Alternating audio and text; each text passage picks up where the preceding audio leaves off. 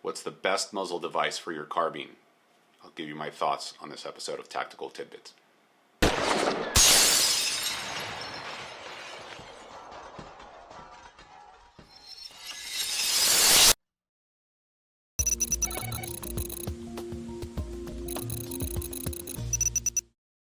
Welcome to another episode of Tactical Tidbits. I'm Herman Morris from Alpha One Tactical. A lot of rifles come through my courses, and I'm always curious to see how people equip them. I pay special attention to students' rifles in introductory courses precisely because they have little to no experience with carbine, so I want to know why they chose the gear that they chose. And it's been my experience that, for the most part, people with little to no background in firearms end up getting gear that they either see on television or on YouTube or on Instagram or other social media, or that has been recommended to them by friends or family, but with little thought about actual performance and practicality. In today's episode, I want to address muzzle devices in particular. So, what do I recommend that people put on their carbines? Well, I break down muzzle device performance into three categories: recoil management, muzzle disturbance, and flash suppression. Let's address the first one.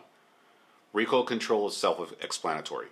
Does the muzzle device help mitigate felt recoil? Obviously, this can affect accuracy, especially when shooting fast. By muzzle disturbance, I mean how much of a concussion is being felt at or around my muzzle. This is important when shooting indoors, around others, or close to the ground, especially in dirt and sand, as I'll show shortly. Lastly, flash suppression. How much does the muzzle device suppress muzzle flash, especially in low light? Okay, so I went out to the range and did some basic tests on different types of muzzle devices. And first of all, a quick disclaimer. I'm focusing strictly on a fighting carbine. In other words, a go-to fighting rifle with a barrel length under 20 inches that shoots an intermediate cartridge such as 5.56 or 2.23. And my conclusions and recommendations may not apply to things like battle rifles or competition rifles or precision rifles, although there might be some overlap with those.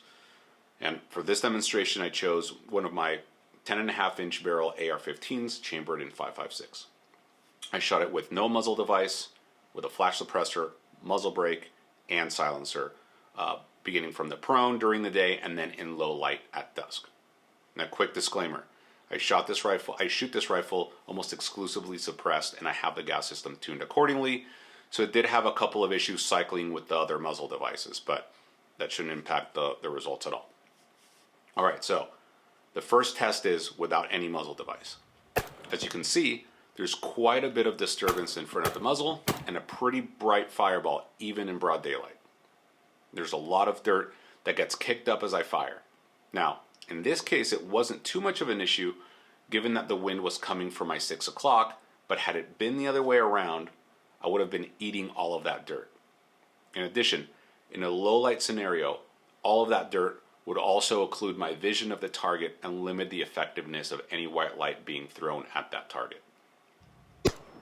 With the flash suppressor, you don't see any fireball, but about the same amount of dirt is being kicked up right in front of the muzzle. With the muzzle brake, on the other hand, you can see that it also kicks up a lot of dirt, but it's right below the muzzle, not in front of it. What you can't tell over video, however, is just how strong the concussion is or how much louder it is. Moving on to the silencer, you see that there's little to no disturbance in front of the muzzle and no perceptible flash. When we do this in low light, you see that without a muzzle device, a significant fireball is produced. With a flash hider, the fireball is reduced almost entirely. However, we see another bright flash when we try again with the muzzle brake. The silencer tames the flash significantly, but not as effectively as the flash hider.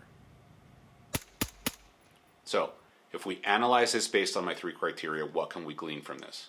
Well, given that 5.56 2.23 cartridges are very soft shooting in general, recoil is not an issue to begin with. Almost anyone can shoot them well with some basic knowledge and familiarity.